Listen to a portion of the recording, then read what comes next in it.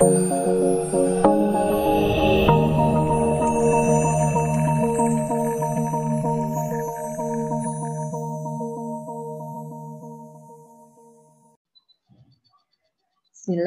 Assalamualaikum warahmatullahi wabarakatuh. Baiklah, ketemu lagi kita di video kali ini, di mana saya akan membahas tentang materi pengantar strategi manajemen ya. Oke, kita langsung saja.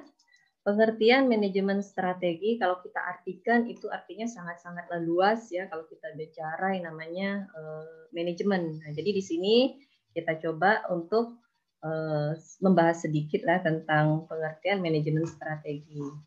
Jadi manajemen strategi ini kalau kita definisikan dia adalah sebagai ilmu tentang perumusan ya, pelaksanaan dan evaluasi daripada keputusan-keputusan yang mana nanti fungsinya itu adalah untuk memungkinkan sebuah organisasi itu untuk mencapai tujuannya ya.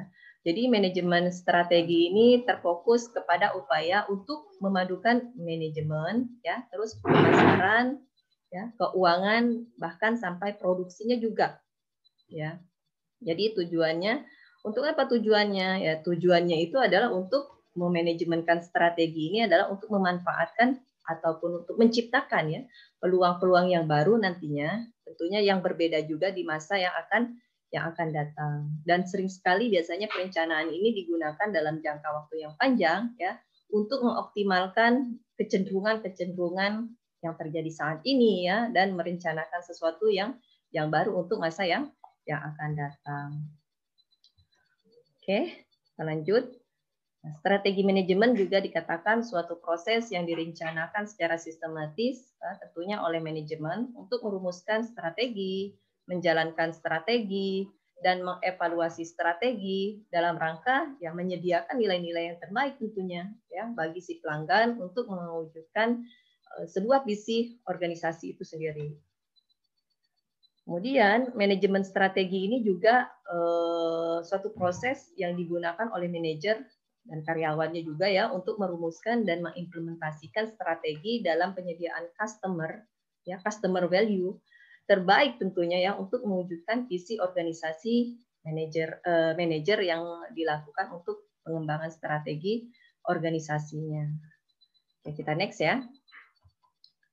Nah, di sini ada 4 tujuan dalam manajemen strategi. Yang pertama itu adalah memberikan arahan ya untuk pencapaian tujuan organisasi ataupun perusahaan.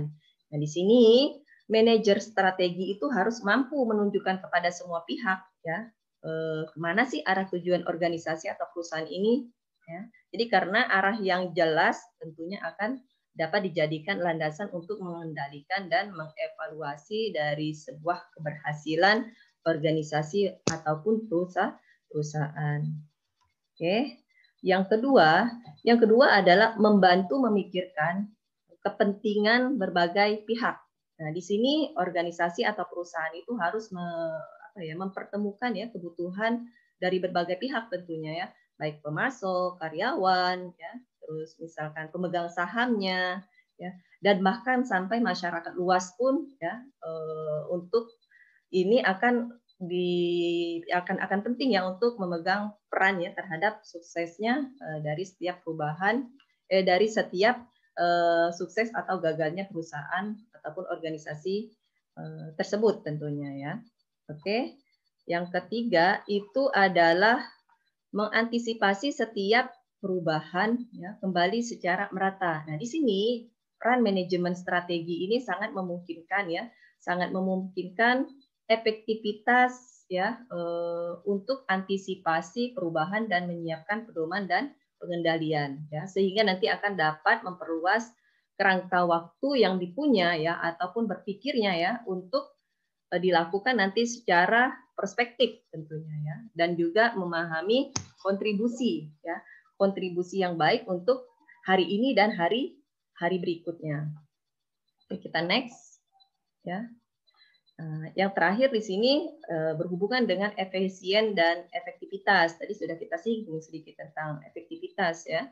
Nah, jadi di sini seorang manajer itu sangat dituntut ya untuk bertanggung jawab ya, bukan hanya sekedar mengkonsentrasikan apa saja terhadap kemampuan atas kepentingan efisien saja, akan tetapi hendaknya juga mempunyai perhatian yang serius ya, agar bekerja keras untuk melakukan sesuatu